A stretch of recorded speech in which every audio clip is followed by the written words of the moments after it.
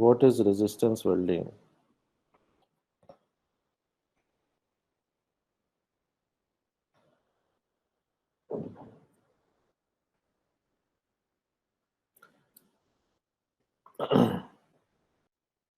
Okay, so resistance welding is basically a part of solid liquid, basically welding process, where the weld is basically in the form of solid and liquid both. As you saw in the video of solid state welding process, let's say in the friction stir welding or in friction welding, what you could see is that the friction creates a solid plastic. Okay, a melt is not created, only a solid plastic is created. The material is heated, it becomes red hot, but it still does not melt. And while it is red hot, we apply pressure. So while it is red hot, under pressure, it joins. The metallurgy is basically the new grain boundaries are formed, and those grain boundaries basically join and converge together. So first, with the help of friction, I create heat. With high heat now, without melting, then I apply some pressure, and once I apply some pressure, a bond is created. That is why it is called solid state welding. Usually melting does not occur, but there is one type of solid state welding which is a mix or intermediate between fusion welding and solid state welding. That is called resistance welding. Resistance welding is between fusion welding and solid state welding. Why is that? Because in fusion welding, we melt a material, whereas in solid state welding, we don't melt a material. In resistance welding, sometimes we melt the material but apply pressure, and sometimes we don't melt the material and apply pressure. So resistance welding basically falls under the category of both fusion welding and solid state welding. In the book, in our book of Kalpak Jan, the one which I've shared with you guys, resistance welding is falling under the category of solid state welding. However, there are some cases where it falls under the category of fusion welding when only melting also occurs. Okay. So before we move on, this was basically just a preamble or the introduction to resistance welding. Okay. So before we start and we go through resistance welding, we know that manufacturing process are basically divided into two main categories. Manufacturing process is divided into two main categories. Number one is processing operations, and number two is assembly and operations. Okay. In processing operations, we know we have got shaping process, we have got turning, milling, grinding, casting. This is all that you have learned already in your manufacturing process subject. But what we have not gone through in detail is the assembly operations. And in assembly operations also we have got two processes. One is permanent joining process and one is mechanical fastening. Our subject only covers permanent joining process, which is welding, brazing, soldering, and adhesive bonding. So our subject path is basically starting from assembly. Okay, then we go to permanent joint, and then we cover these three topics. Okay, so we should know that in manufacturing, where are we standing? So now that we know where we are standing, so let's take a look at the classification of welding once again. Okay. So when we talk about joining and welding process, okay, we have got three main parts, which is welding and adhesive bonding. Okay. In welding, we have got fusion, which Prof is currently covering. Then we have got brazing and soldering, and then we've got solid state welding. Okay. In fusion, as you can see, we have got chemical, okay, and electrical type. In chemical, we have got auxiliary fuel gas welding, we have got thermite welding. In electrical, we know that an electric arc is produced, so that those are arc welding processes. And here you can see we have got resistance welding as well. So we have got resistance welding here as well. Okay. So resistance welding is in the fusion welding. If you go to solid state welding, if you can see here, you got electrical and then you got resistance welding once again here. That is why I said earlier on that electrical resistance welding is basically both in fusion welding as well as in solid state welding, because sometimes it produces melting and sometimes it does not produce melting. So it is basically a combination or intermediate between resistance and fusion and solid state welding. So do remember this point that resistance welding can be a part of both types of welding techniques, either fusion or solid state welding. Once we go through the process, then we will know why we say that resistance welding is in both fusion and solid state welding, both. Why it falls in the both of these categories. So, so we are covering joining process, then metallurgical process, welding, and fusion welding. Okay, Prof is covering, I think, arc welding process. Okay, and these processes, high energy density process. Then we have got pressure welding or solid state welding, where we have got forge welding and resistance welding. And in resistance welding, we are going to cover all of these types of resistance welding. So in this classification, you can see that it is also under pressure welding process.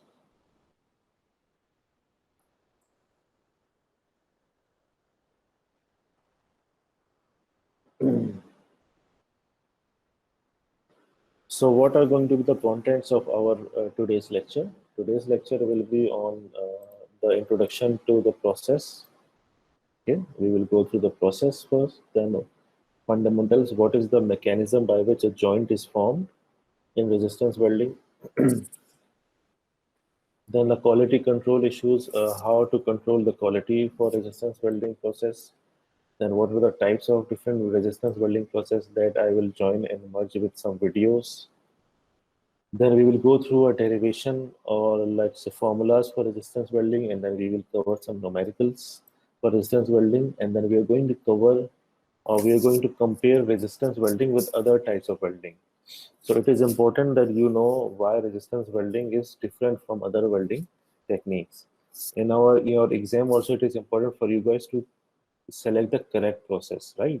So to know and the selection of the correct process of welding, what is important is that you should know why this type of welding is better or superior to other types of welding.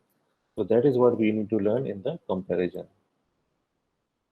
So this is our brief content and overview of today's lecture and the lecture on Thursday. So let's start with the process of resistance welding. And what is resistance welding?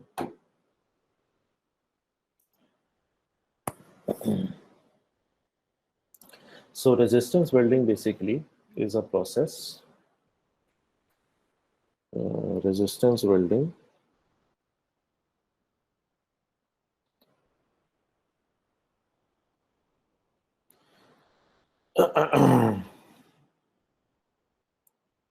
is a process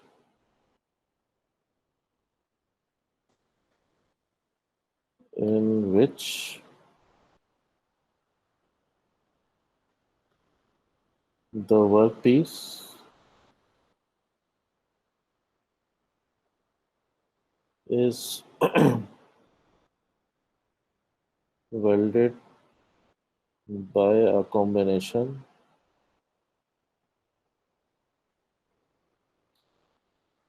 of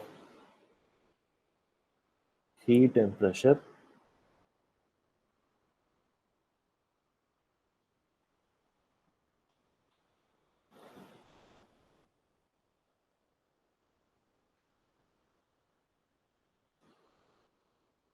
sufficient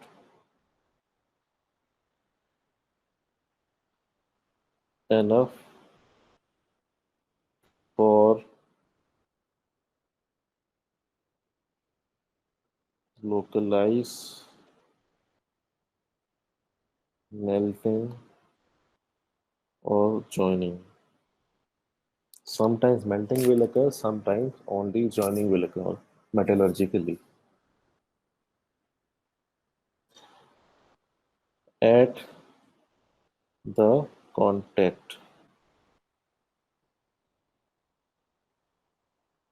So resistance welding is a welding process in which the workpiece are welded due to combination of pressure applied to them and the heat which is generated by an electric resistance or a high electric current which is flowing through the contact area of the weld.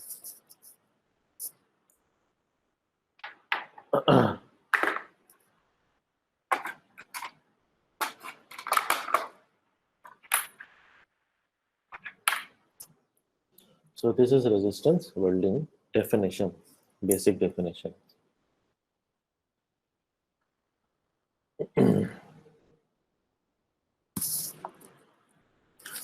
So what is the mechanism and how electric resistance welding works? So what it is saying, I've got two piece of metals, okay? It could be any piece, it could be aluminum, magnesium, titanium, or steel, okay?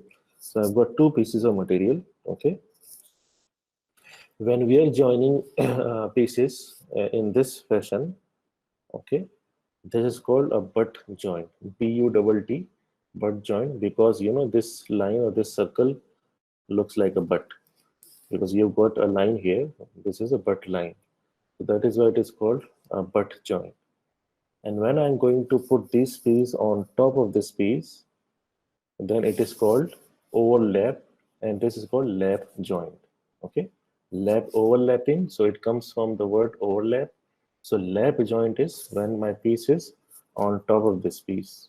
It can be partial lap overlap, or it can be full overlap as well. Full overlap or partial overlap as well. Okay. So as you can see in the figure as well, if you can see here in the figure, okay, this figure, you've got two piece, okay. This piece can be called workpiece as well. So it can be workpiece as well, okay. So these two can be workpiece or the parts that are to be welded together. This key piece can be steel and this piece can be aluminum, and I can join them together. So when my two materials are different, they are called dissimilar materials welding. Okay, if both of them are aluminum, as you can see in our case, both of them are aluminum, so they are similar welding, similar materials welding. Okay, similar materials welding is easy to weld because the material are similar. However, if my material is dissimilar, then it is very difficult to weld because this material and these two materials cannot mix or cannot match so easily, and the metallurgical bonding is going to be very difficult. So that is why it is easy to break them when tensile force is applied. Okay. However, for similar materials welding, it is quite easy. So the challenge is nowadays that for automotive car applications or for aircraft applications, what we need is we don't need a single material. We need dissimilar materials, such as I want to weld magnesium with aluminum. Okay, then what happens is that I can have the strength of aluminum and the ductility of magnesium. So I can have both combination together. But to have both combination together, we need to weld them together as well. Now, for fusion welding or the welding in which melting occurs, it is not possible to join dissimilar materials so easily. However, if you have seen the videos in my previous slides, then you must have understood that dissimilar materials can be welded together very easily by solid state welding processes, because usually the melting is not very, there is no melting, or even if there is melting, it is not very sufficiently high. So resistance welding, the one which we are going to learn today, is also depending on dissimilar material as well. We can weld similar material as well as we can weld dissimilar material. And usually, what happens is that lab welding is carried out, okay? Lab welding, one on top of other. not the butt welding. As you can see in the figure, we have got two plates, plate number 1 and plate number 2, one on the top of the other. Okay. Now what is happening is that in resistance welding, if I'm going to increase this diagram size, okay, I've got an electrode. Okay, you have seen electrode for gas tungsten arc welding and MIG welding as well. So I have got an electrical electrode, and that electrical electrode is touching the workpiece. In the arc welding, basically, it was not touching. Basically, there was a small gap, and within that small gap, an arc was produced, right? However, in electrical resistance welding, it is important to touch the workpiece. Without touching, the current will not flow. So once the current flow, when you touch the material, only then the current will flow. So resistance welding is based on the fact that you are going to flow current through electrodes. Okay, so it means that there are going to be two electrodes, and we've got two workpiece material number 1 and workpiece material number 2, and these overall are going to give a combined resistance effect. So force, I've got two materials. First, I clamp them together. Now they are clamped. Okay. Now I'm going to put my electrode number 1 and electrode number 2 below. Okay. Electrode can be same material, so I can have same type of electrode, or I can have different electrode also. So if my material is different, I've got steel here, then I can have a different electrode here, and I've got aluminum here, so I can put a different electrode here. So we can have different electrode and same electrode as well, depending on the material that we're going to weld. So once both my electrodes are touching, okay, then I apply force first. First thing is to apply force to clamp them together. Once the force is applied, then I'm going to start the current. So the current is going to flow from my electrode through workpiece number 1, then through workpiece number 2, and then through the electrode number 2. Okay. Then what happens is that when the current is passed, then the heat is produced. Once the heat is produced, there is some joining or plasticizing of material or melting of material, either plasticizing or melting of material. And then after that, what happens? I remove the current, but keep the force, and then I release the force. So the current is left, and then the force is left, and then what I get is I've got a jointed material. So this is electrical resistance welding. In the previous arc welding techniques, there was a gap between electrode, but here we are basically touching the material. So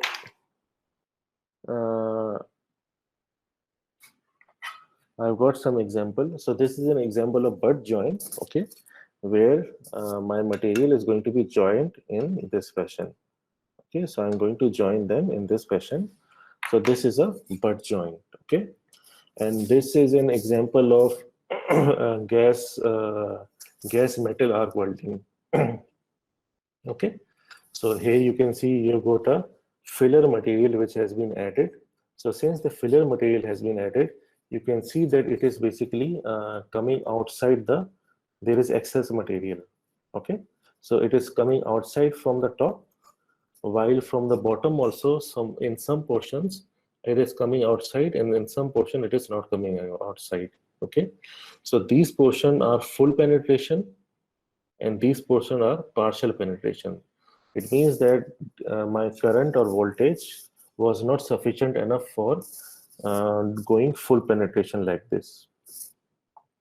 So this is a butt joint, and usually arc welding processes are good for butt joint and lap joint both. However, resistance welding is specifically good for butt joint, but not as good for, is specifically good for lap joint, which I showed you earlier on, but not as good for the butt joint. However, butt jointing can be done also in resistance welding. So now that you have gone through the basics, okay, what happens is that the current is going to flow through electrode number 1. Okay. Now there is one more thing. Now I've got this material and I've got this material. When I'm going to put one material on top of the other material, there is still some air gap between them. Okay. As I'm putting this material on top, okay, if you see this area, the contact area microscopically, then this is my workpiece number 1, and this is my workpiece number 2. So what I'm saying is that because of the surface roughness, the surface of the material is not flat. Okay, the surface of material is always, it has got some peaks and valleys. Okay, so due to the surface roughness between them, there is some gap.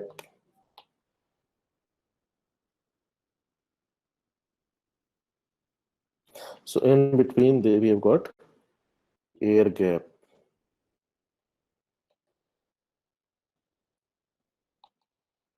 Okay, so when I'm going to put this material on this material, there is going to be an air gap present. Okay, then when I'm going to put my electrode on workpiece number 1, there is going to be another air gap.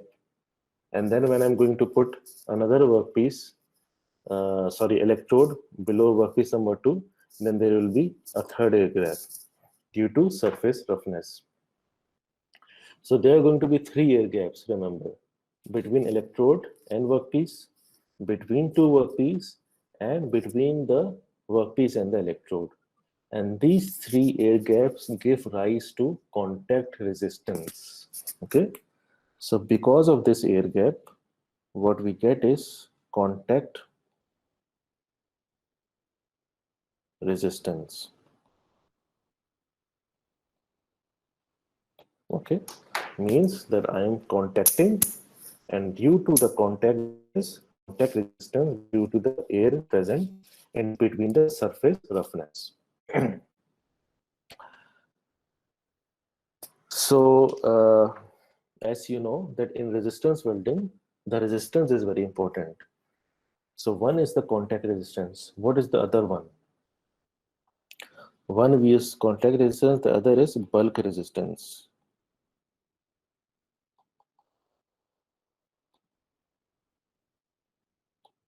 Okay. What is bulk resistance? Basically, when a current is applied between 2 ends, okay, then the material through which the current flows, that material has its own resistivity. Okay, and that own resistivity give rise to bulk resistance. Bulk resistance depends on how large is the area. Okay, so this is the cross-sectional area, this is the cross-sectional area. Okay, so how large is the cross-sectional area, and what is the length of the conductor? So I think resistivity is proportional to the length, I think. So the higher the length, the higher would be the resistance. So if you can see here, when my electrode is touching, so this is bulk resistance. Okay, this bulk resistance, when it touches, then it goes to contact resistance. Then I have the bulk resistance for my material as well, which I am going to join. So aluminum has different bulk resistance. Okay, then when I'm going to join aluminum to this aluminum, then there is contact resistance. Then the current flows to the workpiece part 2, which has its own bulk resistance. And then my electrode is touching here, so it has got contact resistance. And then the electrode which is at the below workpiece 2 has its own bulk resistance. So bulk resistance, then contact resistance, then bulk resistance, then contact resistance, then bulk resistance, then contact resistance, and then bulk resistance. So we have got bulk, contact, bulk, contact, bulk, contact, bulk. We've got 7 resistance, okay? So it is a combination of all of these resistance that is going to produce heat, and that heat is going to result in joining of material once the pressure is also applied. Remember, pressure should be applied. Now you know the resistance of a material is a material's property.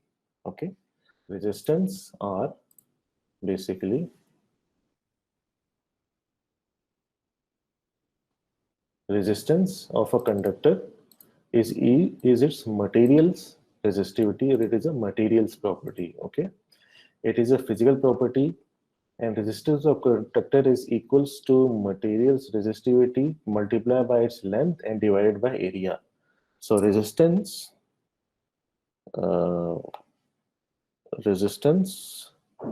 is directly proportional to length and inversely proportional to cross-sectional area.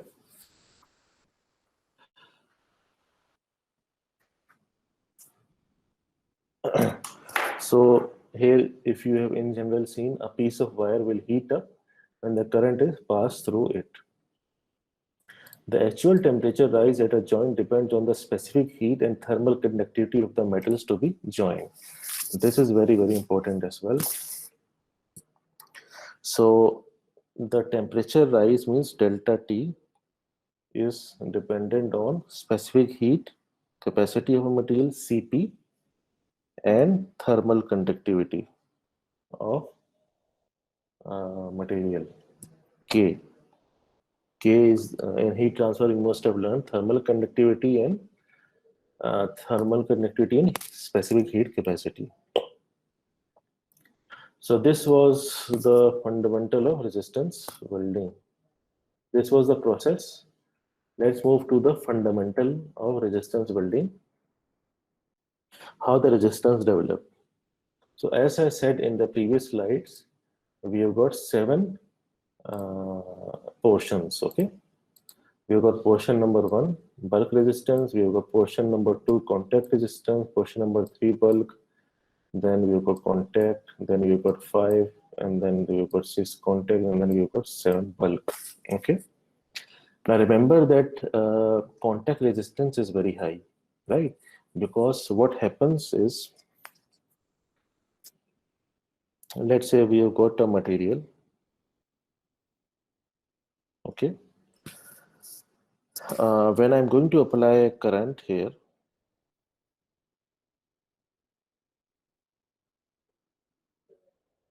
current wants to flow. So currents want to flow. So in the bulk material, it has, let's say, 1000 transfer lines or transfer paths. Okay. So it has material resistivity, but it can pass through thousands of transfer paths available. This is bulk resistance within the bulk material. When it reaches the interface, what happens is that it has some gaps. Okay, these air gaps reduces the transfer path.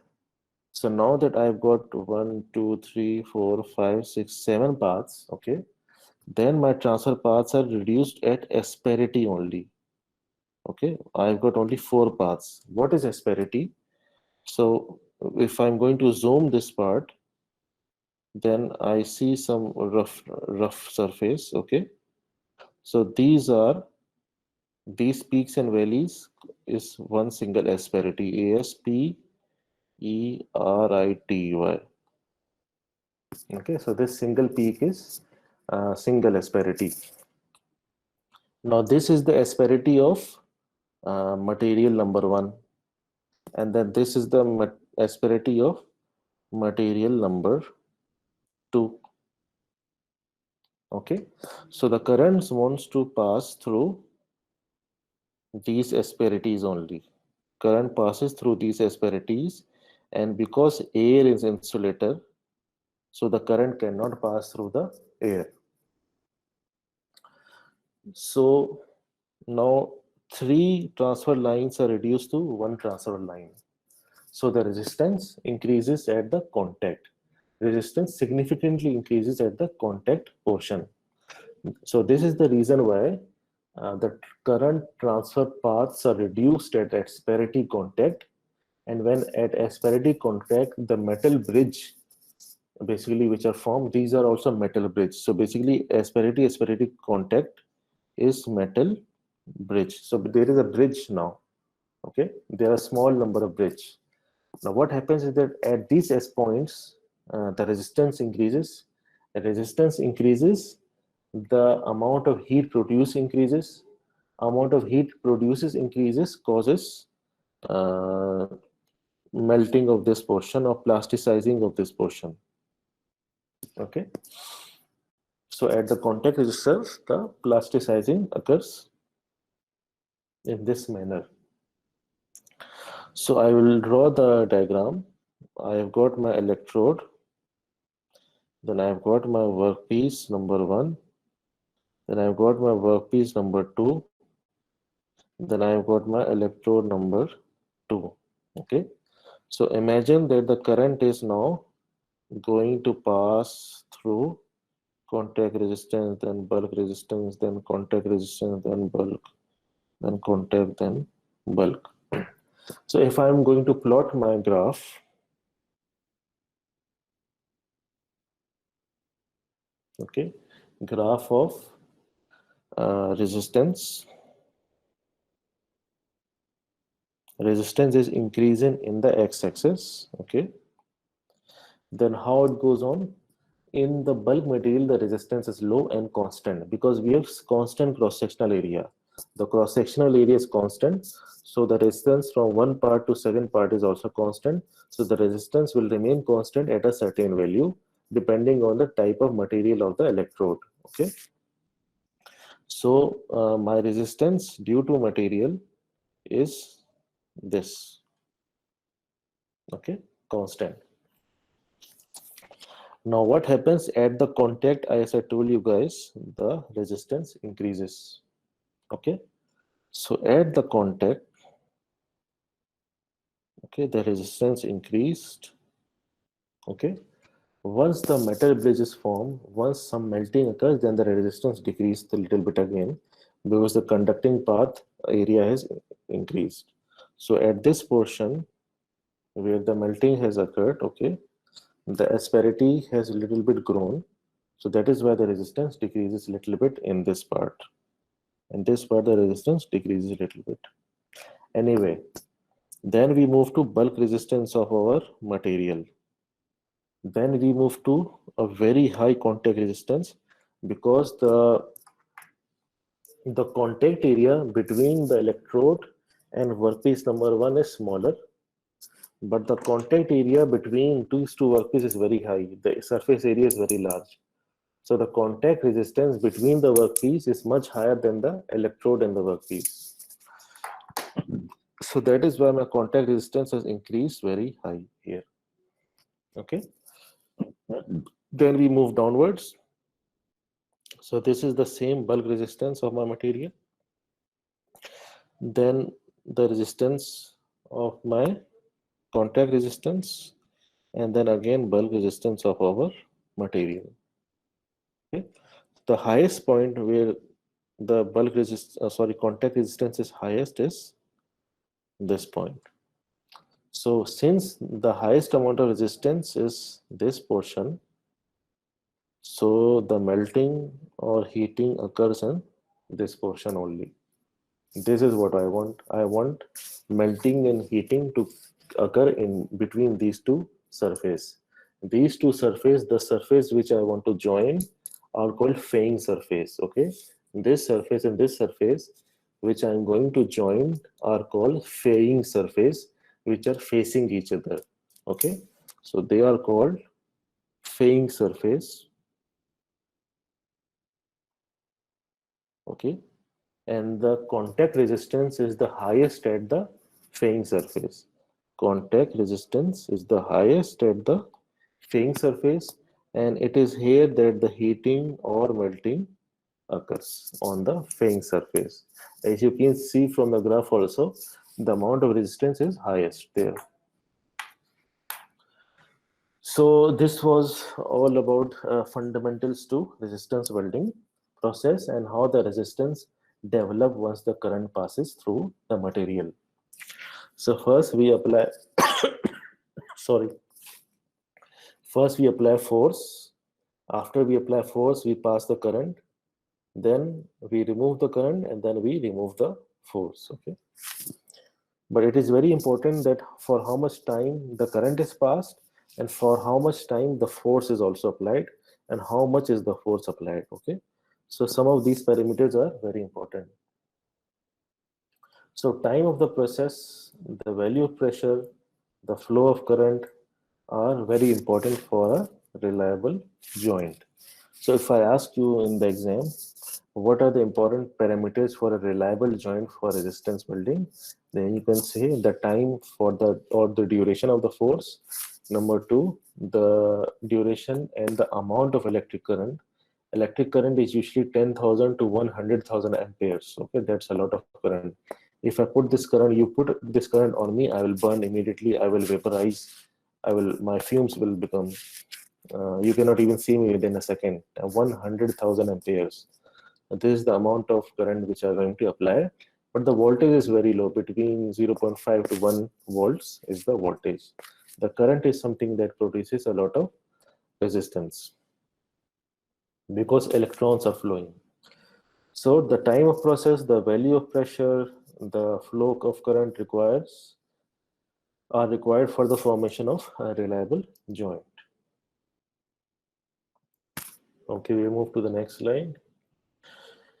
So because I have to join different materials, okay, so let's say I've got this type of material and I have got steel and I have got aluminum and I want to join these two material, okay, steel and aluminum, which is dissimilar welding. Okay, so it means that when I'm going to join steel and aluminum together, then the thing is that I have to design my resistance welding in a different manner. Why? Because steel has two properties, material properties are important. Just now I said, one is thermal conductivity and the other is specific heat capacity. So when I want to join steel and aluminum together, the thermal conductivity of steel and is different and the aluminum thermal conductivity and specific heat capacity is different. So when they are different, then I require different parameters. Maybe I require different electrode here, different electrode here. Okay. So this slide basically shows the different material property and different development of resistance for different materials. So for example, if we take an example of steel, okay.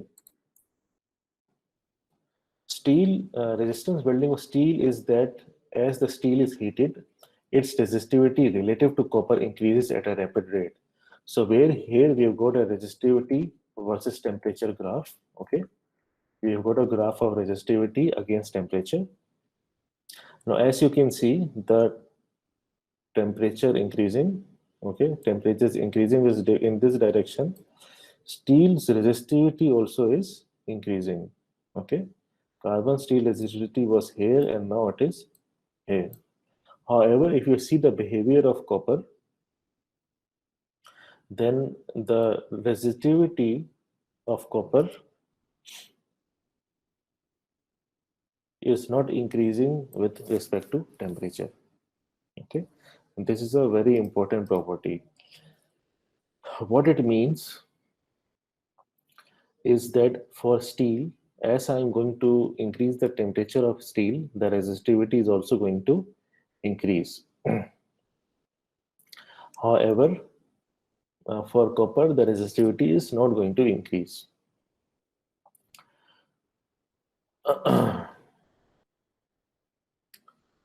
So what happens is that for most of the resistance welding process, okay, the initial contact resistance, as I said, is very, very important. Okay, the initial contact resistance begins the welding cycle. Okay, it begins the rapid welding cycle by rapidly heating the material. So if in the case of steel, if you can see here, the resistivity is very high, and because the resistivity is very high, my temperature achieved will be also faster and higher. Okay. So once the welding cycle begins, okay, by rapid heating the region where the steel parts touch. Rapid heating is basically important to make the weld nugget, okay, or the weld portion. What is weld portion or weld nugget? So when I am doing resistance welding, okay, if I'm going to see the top view, okay, this is the bottom part and this is the top part, okay, and then this is the overlap portion. And this is the overlap portion. Okay, so this is I'm showing you the top view like this. Now my electrode is on the top like this. Okay, and I have one electrode at the bottom. So the heating is only also occurring in this portion. Okay, so if I'm going to see my weld cross sectionally, okay, okay, then a weld nugget is formed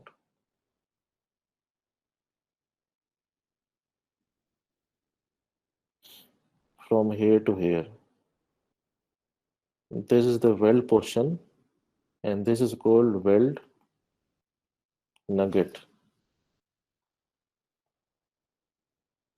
like KFC or McDonald nuggets. It sometimes look like this. Okay, so this is weld nugget. So for the formation of weld nugget, this contact resistance is very important, and this contact resistance depends on material properties, and it is different for steel and different for aluminum and different for copper, different from magnesium. Okay, so the contact resistance initiates the formation of welding nugget. Okay, now contact resistance also helps in the bulk resistance of steel, which in turn provides for further heating or for the rapid growth of weld nugget.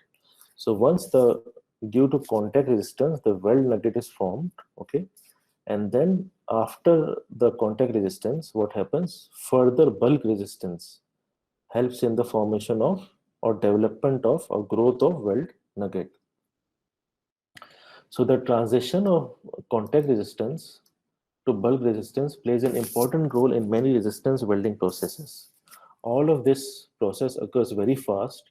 A typical weld cycle for resistance spot welding of sheet of steel is in the neighborhood of 1/6 of a second. So in 1/6 of the second, this process can occur very fast within 10 cycles.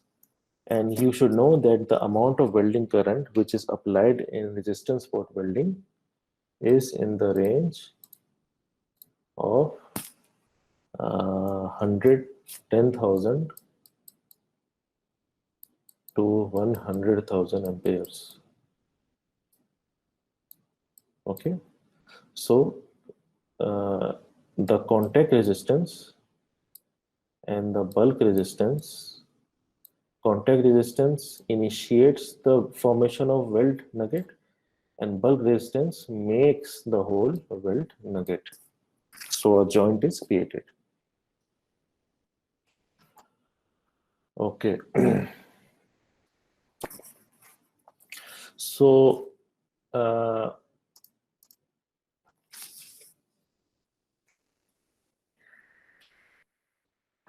so as you can see here in this diagram, this is called a dynamic resistance curve diagram. So if I want to monitor my resistance welding process, I want to plot dynamic resistance curve. Means the resistance is dynamic, means the resistance is not constant, it is changing with respect to welding time. Dynamic resistance.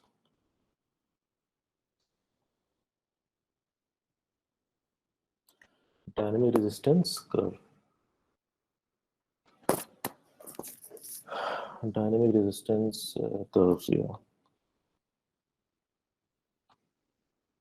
Okay. So what are dynamic resistance curve? Basically, for each material, we can plot different resistance curve. Okay. Here, as you can see, for the case of steel, carbon steel, the moment I apply current, the resistance is very high. You can see the resistance is quite high, but then it decreases. Why it decreases? This resistance is due to the contact resistance, and once during the contact at the asperity, those small asperity contacts, the melting starts. Once the melting starts, the current has easy path to follow. Once the current has easy path to follow, then the resistance of the material decreases. Okay, but then due to material property, okay, once the current enters the steel, due to material property, due to increase in temperature, the bulk resistance increases for steel. Okay, so this why the bulk resistance increases, I have shown previously. As temperature increases, steel resistance also increases, right? So initially contact resistance is there. Once the current goes into the steel, then steel becomes heated. Once steel becomes heated, steel's resistance increase. Steel resistance increase, further temperature increase. The more further temperature increase, then steel resistance also increase at a certain point. So on the steel curve, resistance starts out relatively high. Okay, then it drops, then it begins to rise again. Okay, the portion of the curve reveals the transition of contact resistance to bulk resistance. So as I said, from top to bottom is contact resistance, and then once the current and temperature increases in the steel, and the bulk resistance dominate. Once the bulk resistance dominate, further temperature increases. As the nugget grows, so now what happens that in this part my weld nugget is very small, then my weld nugget forms but it is very narrow, and then at the end my weld nugget is fully formed between two plates. Okay, so as the nugget grows, the current paths become larger, and as the nugget grows, the current paths become larger. So here are two paths, but here was one path only. As the current paths become larger, the current density is reduced, causing the resistance plateau. This is the resistance plateau to drop slowly. So as my welding has been done, now my current can easily pass because there is a path between these two material. Initially, if I show you here, initially between these two plates, okay, there was very small contact. So a small point is formed until contact resistance. Then a small weld nugget is formed, okay, and then a very large weld nugget is formed at the end. It means that there is a conducting path between these two material, so the resistance then decreases. So the dynamic resistance of carbon steel is like this. But what is happening with aluminum? For aluminum, in the case of aluminum, the contact resistance is very high. Why? Because for aluminum is even higher than steel, because on the surface of aluminum, you guys know, aluminum is very reactive. It has got a thin coating which is called alumina or aluminum oxide, Al2O3. Okay. So first my current needs to break this layer. Once my current break this layer, only then it can go inside. Okay. So to break this layer, a very high contact resistance is created. Okay, this one is for aluminum. This curve is for aluminum. a very high contact resistance is required to break the alumina layer. So initially the resistance is extremely high due to the contact resistance associated with relatively thick and tenacious alumina oxide film. Then this contact resistance quickly decreases. You can see here, this contact resistance quickly decreases as with steel also, but the curve does not relieve any significant increase in the bulk resistance. So contact resistance decreases, but it does not increase like steel again. If you can see, this does not happen, okay? Rather, the bulk resistance goes slow, decrease, decrease, and decrease, okay? Because this is the material property of aluminum. Aluminum is a very good conductor of electricity, okay? Aluminum wires are sometimes used, aluminum foils are sometimes used. So that is why aluminum resistivity increases only slightly with increasing temperature, okay? And its resistivity is only slightly higher than the copper electrode. So the result is bulk resistance heatings does not contribute significantly to the weld formation. So for aluminum, contact resistance very high, but bulk resistance very low. So by contact resistance, I can create a weld nugget, but how to grow the weld nugget cannot do, because bulk resistance is very small. So weld nugget can produce, but how to make it very large? I cannot create a very large weld nugget for aluminum. So aluminum is difficult to resistance weld. Okay, aluminum is a material which is very difficult to weld with resistance welding process. So these dynamic resistance curves are very, very important for monitoring and controlling the quality of our welds. A curve shape that produces acceptable welds can be identified and stored in computers. Okay, and then they can be matched with patterns, and I can see during my welding process whether they matches or whether they don't matches my pattern or my bulk resistance, sorry, dynamic resistance curve. So if I'm doing my welding operation, I will see how my dynamic resistance curve look like, and then I will match with the best curve, and I will see how it looks. If it overlaps, then okay. If it does not overlap very well, then my weld quality will not be very good. Okay. So this was all about process and fundamentals of uh, resistance welding process. So now that we have covered introduction to the resistance welding process, and we have covered the fundamentals, what are the basic principles and fundamentals by which the resistance welding works, let's move to quality control. Okay, that is very, very important. How do we maintain the quality, good strength, good characteristics of our resistance weld?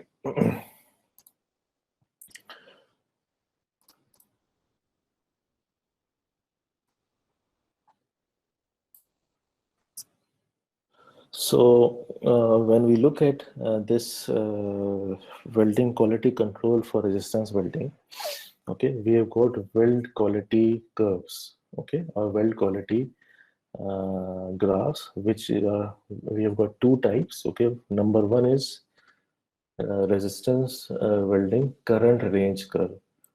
Okay, number one is called resistance welding current range curve, and number two is resistance welding lobe curve. Sorry. Weld quality basically with the process such as resistance spot welding are highly dependent on these curves. So it is very important for me to know that in which range of current I am operating. Okay, so this is my range, acceptable range, this one.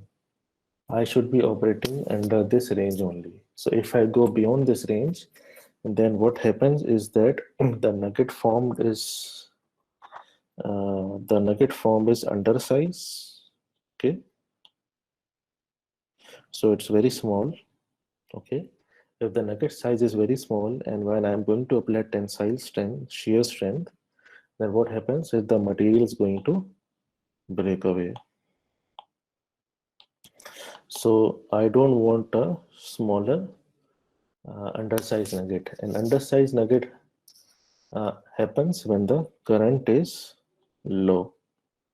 What happens is my current is very high. If my current is very high, then what happens is the material is ejected from the welding process. So what happens is that a very large bead is formed. Then further melting, what happens? The material is ejected in the form of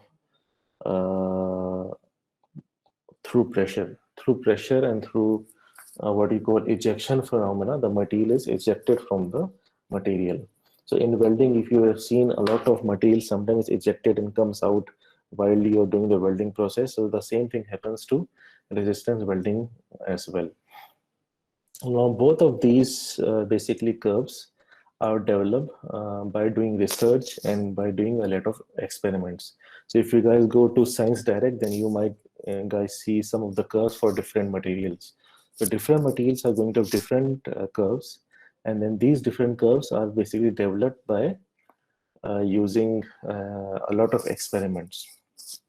If you look at curve number 2, here you got a relation of welding time and welding current. So if the current is too high and the welding time is also between medium and high, then expulsion happens, okay? And there is only a small range, this is the range in which we can produce acceptable nugget size, okay? That is very, very important.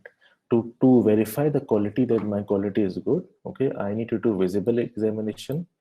Sorry, visible examination cannot be done because the weld nugget is hidden, okay? So maybe I need to do radiographic testing, okay? Or I need to do magnetic particle testing, MPT, to look inside whether the weld is okay or not. Why we cannot see the weld? Because if I look at the top portion of the weld, okay, it is hidden. The top portion is on the top, but the inside portion is, if I look at the cross section, then this portion is hidden actually. I cannot see that. When I cannot see the weld, let's say in this example also, I can see the top portion of the weld, I can see the bottom portion of the weld. I cannot see what is in the middle throughout the length, okay? So that is why, since the inner portion is hidden, so what I need to do is, I need to do some inspection techniques from which I can get the information of what is inside. So for resistance welding, visible examination is not possible. That is important to remember. It's a good question. Which welding technique with visual inspection is not possible? Okay. So we have covered quality control as well now. Remember, there are two very important graphs. One is current range graph, and the other two is welding lobe curve. Okay. And you should know that under which condition the expulsion occurs. Expulsion occurs at very high current and medium to high welding, usually at higher welding time. So now we are going to move to different types of welding, okay, and different types of resistance welding. Resistance spot welding, okay, as the name suggests, this is all about creating a spot only between two materials. So in resistance spot welding, what happens is, we have got a circular electrode, okay, this is a circular electrode having a circular cross section, okay, and that circular electrode is basically pressing these two plates, plate 1 and plate 2, to be joined, okay. So the lap joint is pressed by these two electrodes. These two electrodes supply very high current for a very short amount of time, and the heat is basically directly proportional to the current and resistivity. So first we apply the force, then we apply the current, then we stop the current and squeeze the joint. Spot weld has a tapered electrode, so that is important to learn. Then we've got another type of weld called projection weld and seam weld also. Seam weld for projection weld, the workpiece has projection, and for seam weld, it has a roller electrodes. Okay, so this is something we will see in the next slides. So these are basically the types of, this is general resistance welding. Okay, this slide is general resistance welding, and this is type number 1, spot, projection, and seam. This is seam.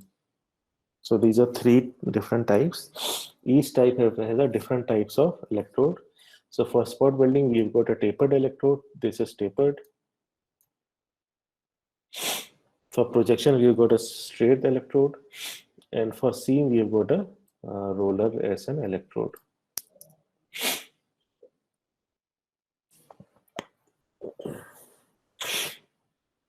So spot welding sequence is that first pressure is applied, as we saw previously, then current is on, then current is off, but pressure is on, and then the pressure is released. And then in the middle, what happens? A weld nugget is formed, and then a heat affected zone is also formed. Okay. What is heat affected zone?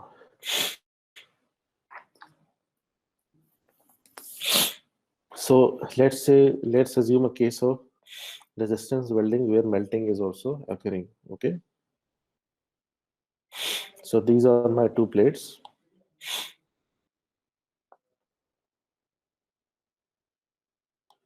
This is the portion where melting occurred.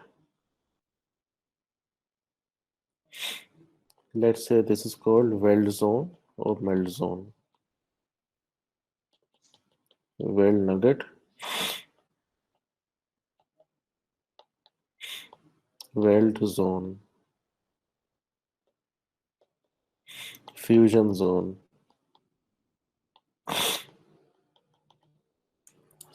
So you can call this area these 3 zones. But because of melting, heat is transferred radially also. Okay, because the cross section is circular, so the heat is transferred through conduction radially into the workpiece. Okay, so the heat transfer causes heat treatment, okay, which is called heat affected zone. This is called heat affected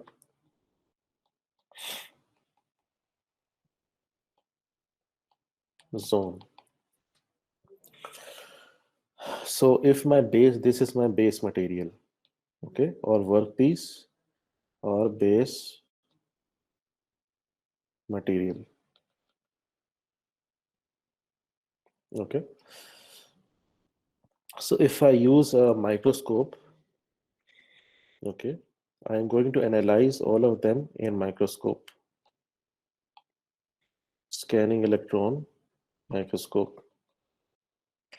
Okay, so let's take a look at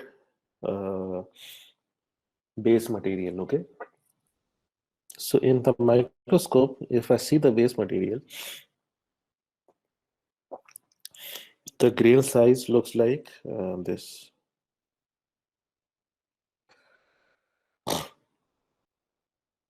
Okay, coarse grains, the wrought material. Okay, coarse equiexed grains. Just a second.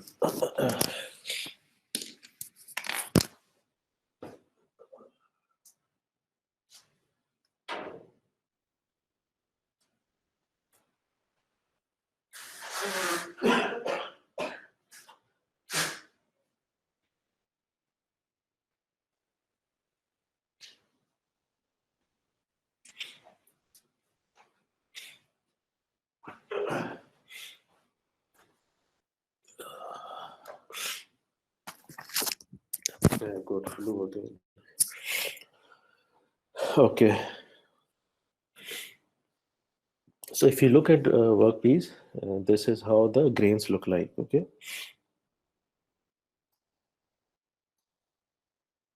Yeah, I was just having a little bit flu. So this is how the base material looks like. Okay. Now, if we see the weld zone where melting has occurred, okay, when melting occur, the material is liquid. But when the material wants to solidify, small nucleation happens. Okay, small dots happens during resolidification. Small dots happen, and these dots grow to form small grains. Okay, so smaller grains are produced. Okay, okay. So this is how the microstructure of a melt or weld zone looks like. But what happens in the heat affected zone? In the heat affected zone, okay, HAZ, because the material has not melted, but the this is where there is no heat for base material. There is no heat, no melting. Okay, for melt zone, we have got melting and because of heat. So heat is very high and melting is also very high. But for a heat affected zone, there is no melting, okay, because the material is cooling, but there is heat which is transferred from the weld nugget into the heat affected zone. Okay, so what happens, the grains when they get the heat, they grow more. So they even grow more higher sometimes than the base material. So when the base material grains grow very high, the strength, mechanical strength decreases. Okay. So for base material, let's say the strength is 500 megapascal.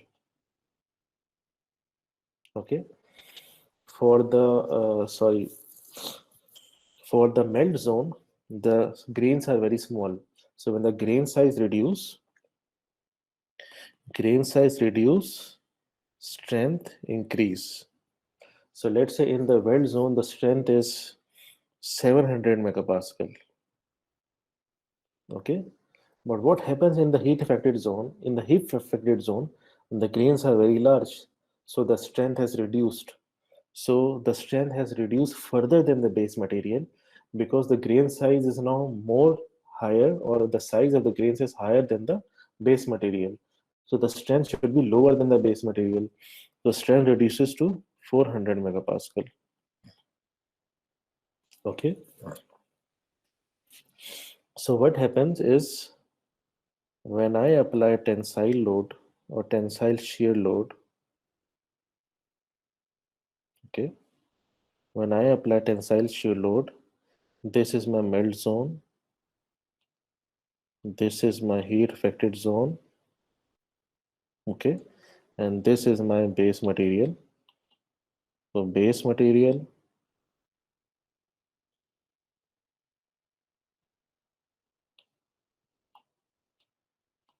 melt zone, heat affected zone. Okay, this is the weld nugget which I formed. Let's do some testing. Let's do some quality control.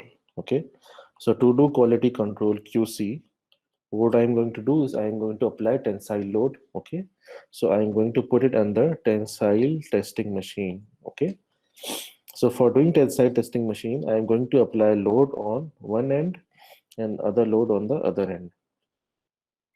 So what is going to happen is, because the material is weak in the heat affected zone, so let's say the strength of base material was 500, weld zone is 700, and the heat affected zone is 400. So during the tensile test, the material is going to fail in the weakest zone, and the weakest zone is heat affected zone. So the material is going to break from here. So what I've learned is that heat affected zone HZ is sometimes the weakest zone portion of welded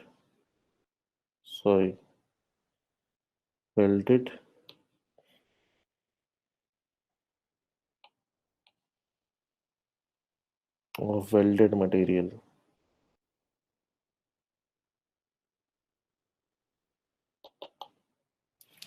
So that is very important for you guys to understand.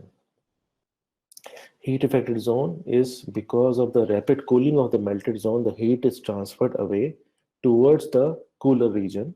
Base material is cooler and melt region is hotter. So the heat transfer from hotter region to cooler region. Okay. So while the heat is passing from hotter region to cooler region, some of the grains are further grown in the heat affected zone. So this is the story in the slide about this heat affected zone that they have written. This is the story behind it. Okay. So you guys now understand the sequence of welding and sequence of spot welding operation. And let's take a look at a video of how the spot welding operates. Okay.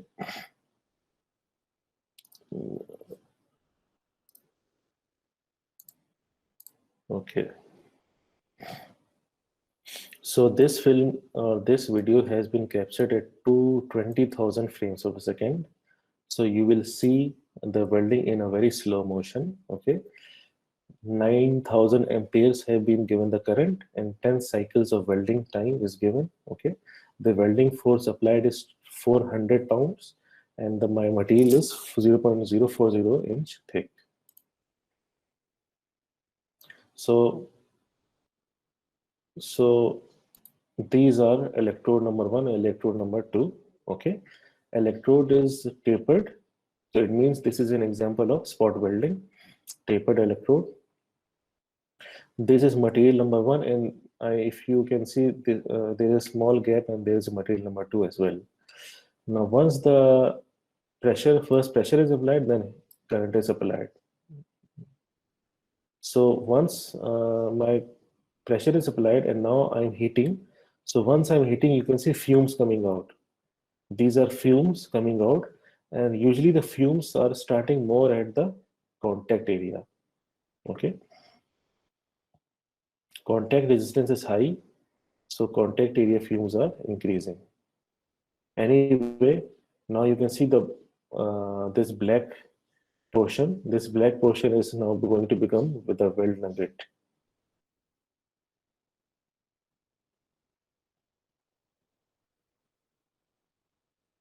Now melting occurs starting from this area. So here if you can see, there is a very small spot created. This is due to contact resistance, the small melt portion is created, and then due to bulk resistance, the melting will occur and it will spread from the contact resistance. So you can see the melting occurring. And after melting, now it is solidifying and cooling. So the cooling starts at the boundary and then slowly at the center it cools down. Okay. So once again, you can observe this phenomena.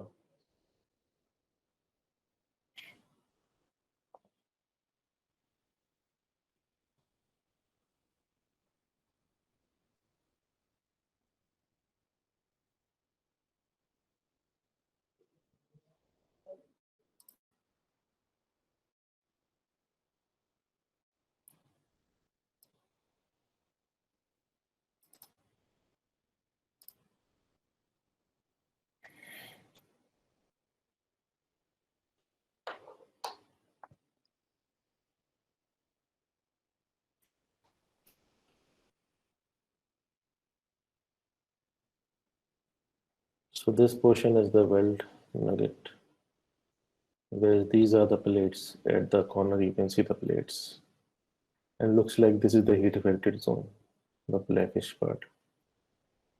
So this was some inside video on the fundamental of spot welding. There is another spot welding video for you guys. So this is basically highly used in automotive sheet metal manufacturing. So if you can see, you can do it manually also. He is doing spot welding at some location. Electrode is put there, and then a weld is created.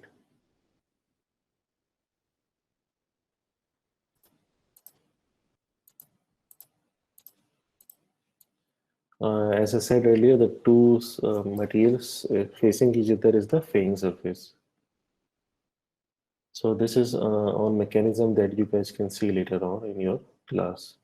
But in general, basically, spot welding is you clamp the material first at certain force. You can see how fast it is and how mobile it is. People are wearing some gloves as well, electrically resistant gloves or gloves, and they're doing spot welding. So it is robust, it is flexible, and quite easy to perform. And it is very, very famous for car automotive joints. I told you guys about expulsion, right? In the weld quality curves and in the load, in the current lobe curves, you could see that if the current is very high and then the time duration is very high, then expulsion happens. Okay, how expulsion happens, how the material is ejected, you can see this in this video. Okay, so as the temperature increases, first fumes occur, and this is now expulsion which is happening, material ejection. Okay, so you don't want this. Okay, you don't want this expulsion to occur. It is a quality control issue. The weld strength will be very low. So this is the disadvantage of expulsion. So spot welding, as I said, are used in many automobile companies. Some of the example of spot welding are like in cutlery as well. Spot welding cookware. The muffler of your car is made from spot welds. There are many small spot welds as well. Now, what is resistance stud welding? Okay, we have gone through resistance spot welding. Let's move on to resistance stud welding. Basically, in resistance stud welding, we have a fastener. Basically, we want screws and bolt, and we want to join screws and bolt to our plate. Okay, so the screw and or nut is basically jointed to a plate. So the screw is also sometimes interchangeably used as a stud. Okay, so basically we join screw or stud through the plate. Okay, so when the welding gun is activated, electrical energy is discharged, melting the base and parent material. Spring load forges the fastener into the molten material. So if we take a look at a video, then only you can understand this process very well. Okay, so if you look here, this is the electrical transformer. Okay, we have got a welding gun. Okay, stud gun. We are going to place our screw in the gun. Okay, and then we are going to start this. So we apply some pressure and we apply electrical resistance, and then the stud is basically jointed to the base plate. That's it. So apply pressure on the stud, the electrical resistance is created between the plate and the stud, and due to resistance welding phenomena, we can have studs being created for our joint. This is how the studs look like, and they have a very good strength as well.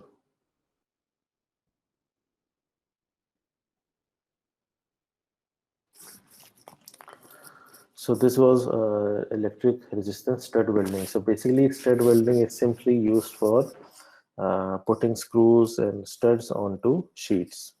Let's move to resistance seam welding. As I said earlier, for resistance spot welding, the electrode is tapered. Okay. For stud welding, the electrode is basically the stud itself. Sorry, the electrode is basically within the gun. Okay. For seam welding, we've got rollers. Okay.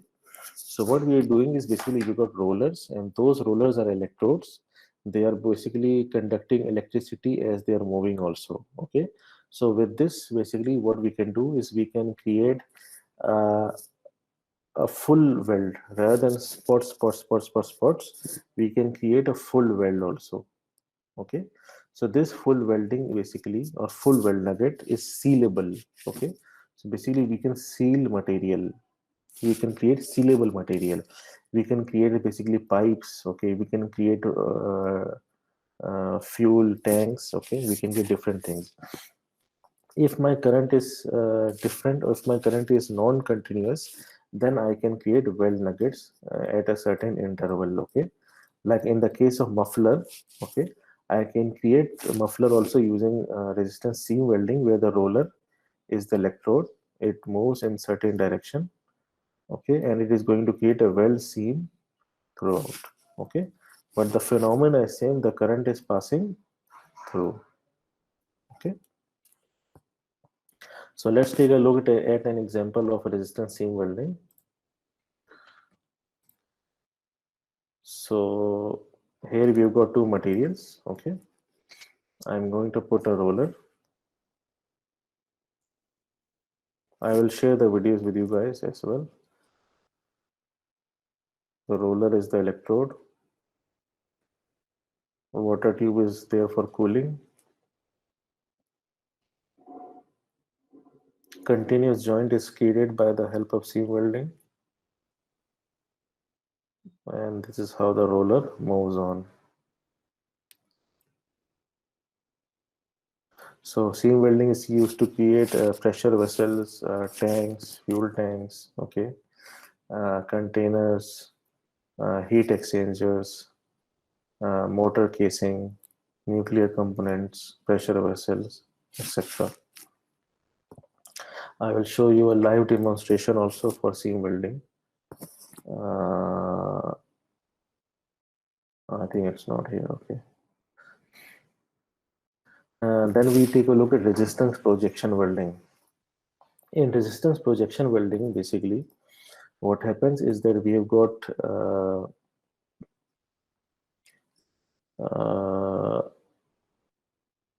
basically in resistance projection welding, RPW, high electrical resistance is created at the point, at the joint, by embossing. So basically what we do is we emboss first material onto other and we forge them. Basically it is like applying extremely high pressure and force to, it is quite similar to stud welding, but its application is very different. If you see the example only, then you will understand what is going on. Basically we are forcing the material under high pressure die. Okay. So we have got a forging machine or a hydraulic press, and I'm going to press the machine, okay, and create this tool, okay. So basically what is happening is I have got two parts. I press them under hydraulic pressure. There is still some distance, and then now I am going to pressurize them and create a weld by putting electrical energy. So this is how it looks in slow motion. So projection welding is used for creating tools for opening car wheels and stuff. I don't know what is called, spanner or something. So projection welding is kind of an electrical resistance welding in which we have got some projection. Okay, so we have got this part is called projection part or projection area, and the projection area is the one in which high pressure and resistance is created to create a joint. So the projection can be round, it can be oval shape, or for it depends on what kind of tool that we are going to make.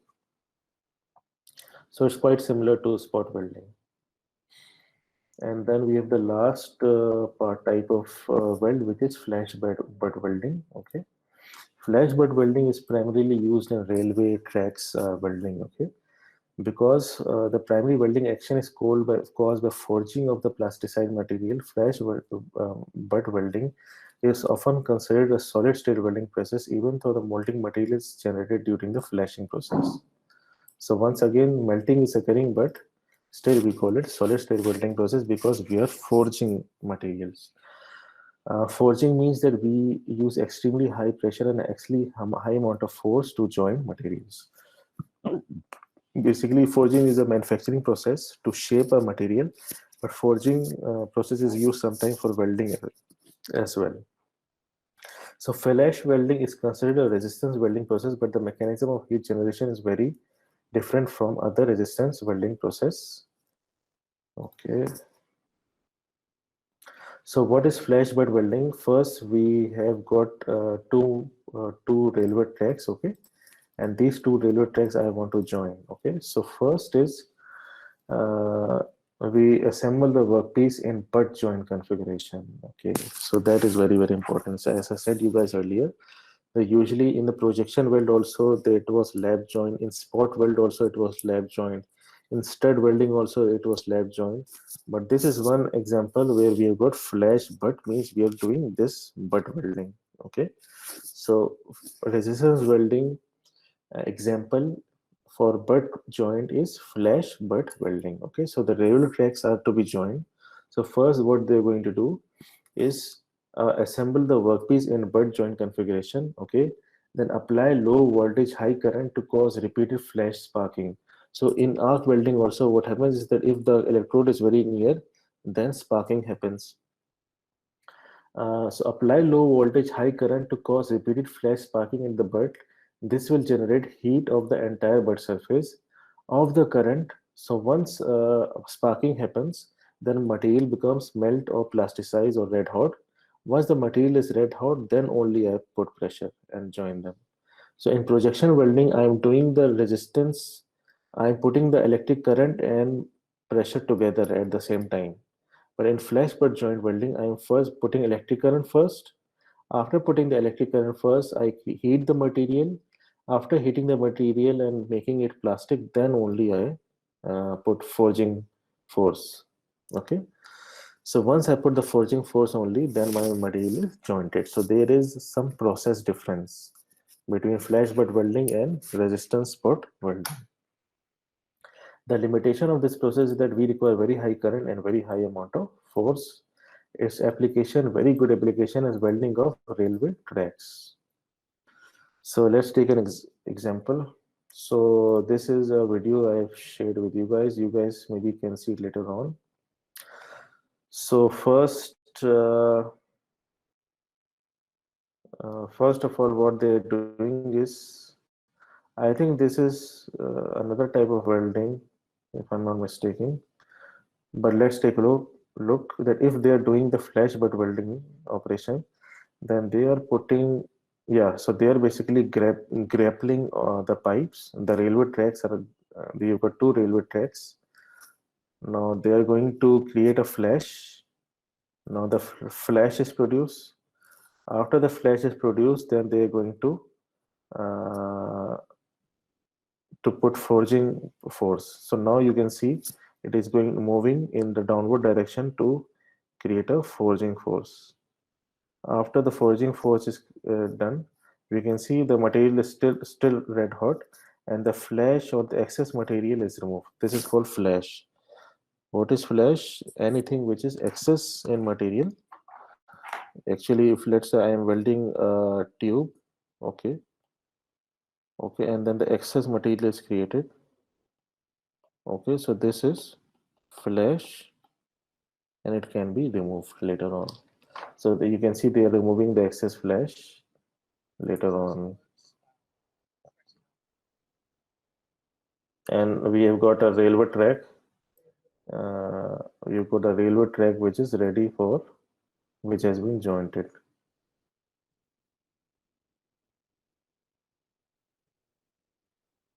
So later on, you guys can go through this flash butt welding process.